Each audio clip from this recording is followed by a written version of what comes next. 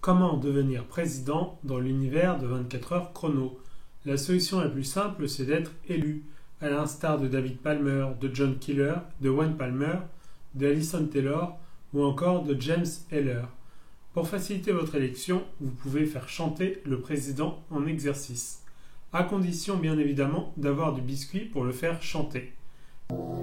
Mais à la fin de la crise que vous êtes en train de gérer, vous trouverez un motif qui vous permettra de quitter vos fonctions tout en sauvant la face. Sortez d'ici. Je vous offre une chance de vous en sortir en sauvant l'honneur. La chance de préserver votre image.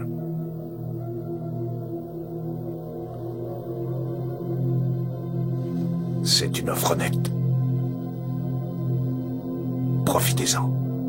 Si vous êtes vice-président, il y a d'autres solutions qui s'offrent à vous. Vous pouvez tenter d'invoquer le 25e amendement.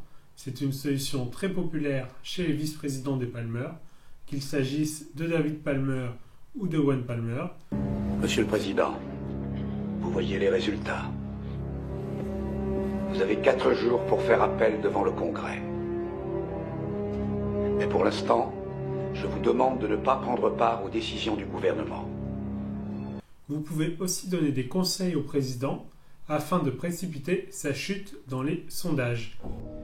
Il va falloir que j'affronte la désapprobation de tous les côtés. C'est vrai, monsieur. Parfois, il faut savoir avaler des couleuvres, mais est-ce que ça ne vaut pas la peine? De ne pas laisser la population dans les rues? Et ainsi de la mettre à l'abri des attentats? Je n'en sais rien, Hal. Monsieur, réfléchissez à cela. Si les rues sont désertes, s'il n'y a personne à part des militaires, les terroristes ne pourront pas se déplacer librement, comme en ce moment. Il faut utiliser tous les moyens pour arrêter les coupables et les empêcher d'agir. Vous prenez le crédit si jamais ces conseils s'avèrent fructueux, mais vous laissez l'entière responsabilité au président dans le cas contraire. D'autres choses plus brutales peuvent également arriver, comme un attentat sur Air Force One. Cet avion furtif va essayer de m'abattre, c'est ce que vous êtes en train de me dire? Oui, c'est ce qu'il semblerait. Je vois. Papa? Ça va aller. Il y a une menace d'attaque contre notre avion. Les précautions s'imposent. Appelez le vice-président. Si je disparais, vous allez devoir tenir les rênes. Monsieur le Président, je suis sûr que ça n'arrivera pas. Charles, vous êtes le vice-président. Le pays va compter sur vous. Si le pire se produit, considérez-moi comme une victime de guerre. Ne perdez pas de temps.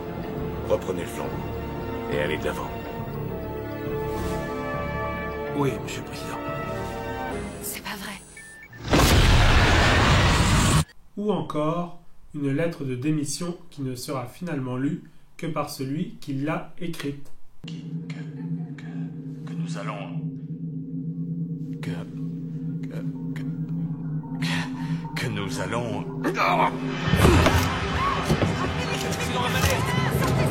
Ici la salle de presse, faites immédiatement venir l'équipe médicale. Le président a un malaise. Mesdames et messieurs, évacuez la salle, s'il vous plaît. Dirigez-vous vers les sorties médicales.